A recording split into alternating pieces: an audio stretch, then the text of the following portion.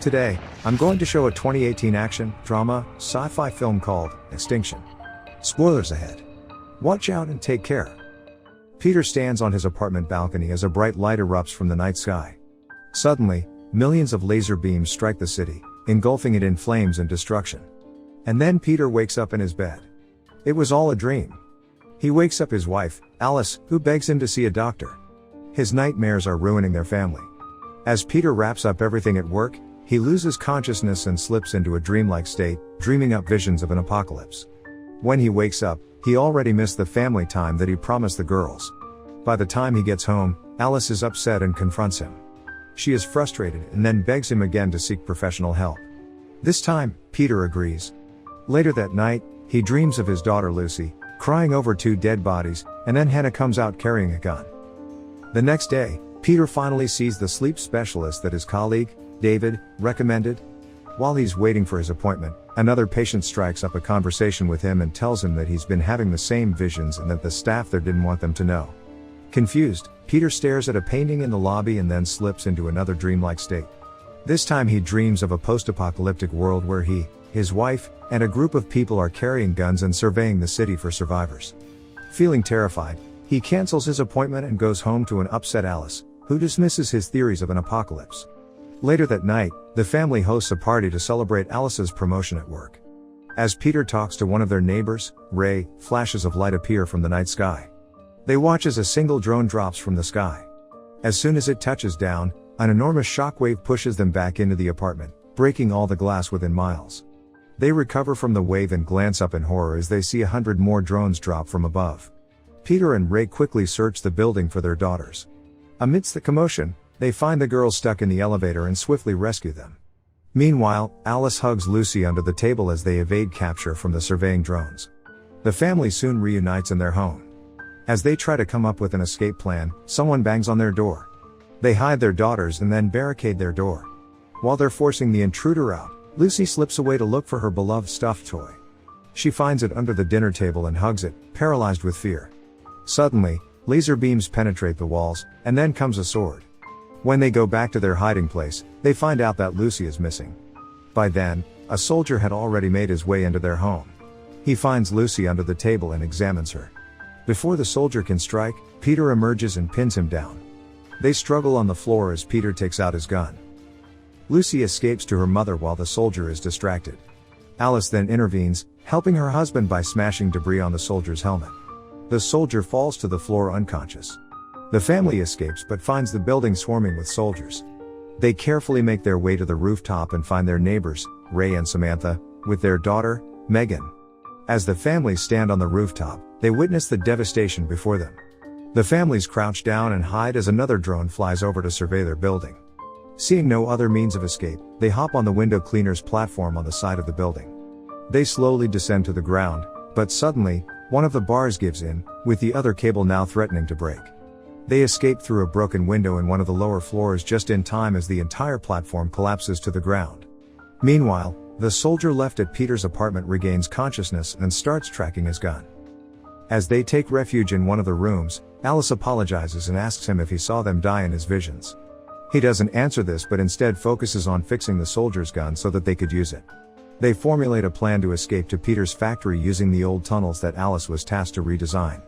Out of nowhere, a blast hits them from outside the building. A drone fires at them, immediately killing Ray's wife and daughter. Peter's family makes a run for it. They manage to make it to the ground floor but are stopped in a narrow hallway by two other soldiers with their guns. Peter is forced to rewire their gun on the spot.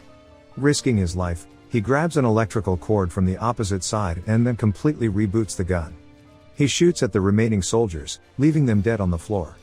The family makes it out of the building and out into the burning streets. They hide from rubble to rubble, barely escaping with their lives. Meanwhile, the revived soldier is tracking their steps and is close behind. Peter's family reaches the tunnel's entrance and one by one they slip through. When Lucy's turn comes, she stops mid-run and stares at the incoming drone, paralyzed with fear. Alice runs and scoops her daughter up and manages to make it to the entrance. Peter closes the door and the drone spots them, firing several missiles at them and causing the entrance to cave in.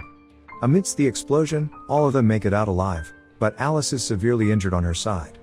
They carry her by the arm, limping, as they try to make out the tunnel's complex system. Peter is losing hope. He knows if they don't get help soon, his wife isn't going to make it. They take a quick break, but fate won't let them. This time, the soldier has caught up to them and attacks Peter from behind. They struggle for the gun, but Peter gains the upper hand and fires several shots at him. A cloud of dust impairs his vision as he tries to look for his enemy, firing random shots in the dark. Just then, the soldier emerges from the dust, grabbing the gun. Peter catches a rock and starts bashing it into his head. The soldier surrenders into a corner and slips down.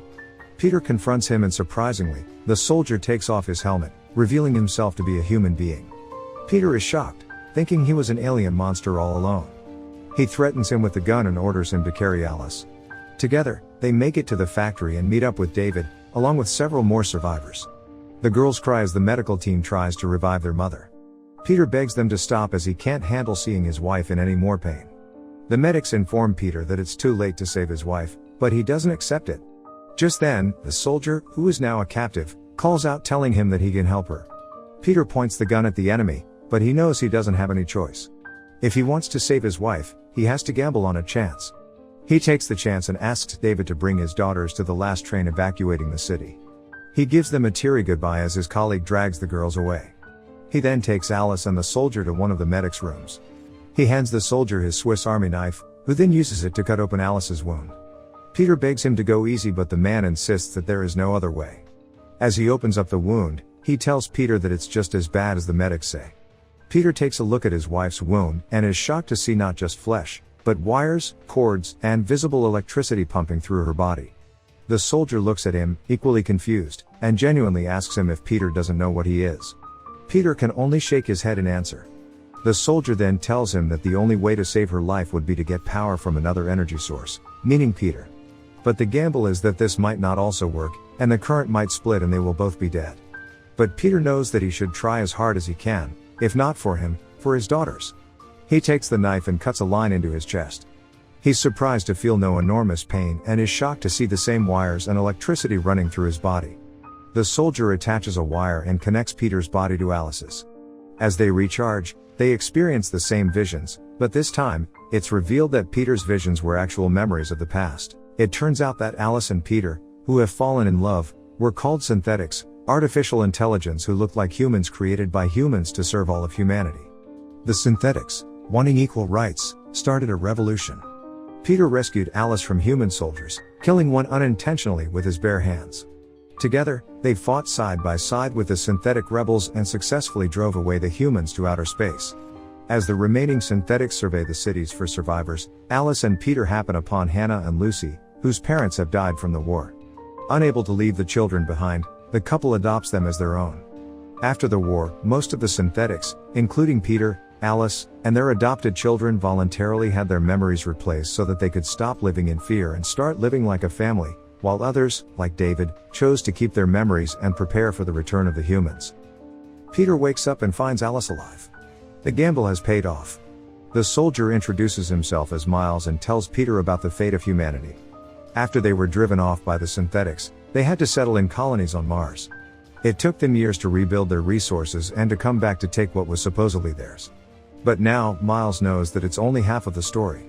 He helped them because he didn't know that when they came here, they were going to be killing children and families, and that's not what he signed up for.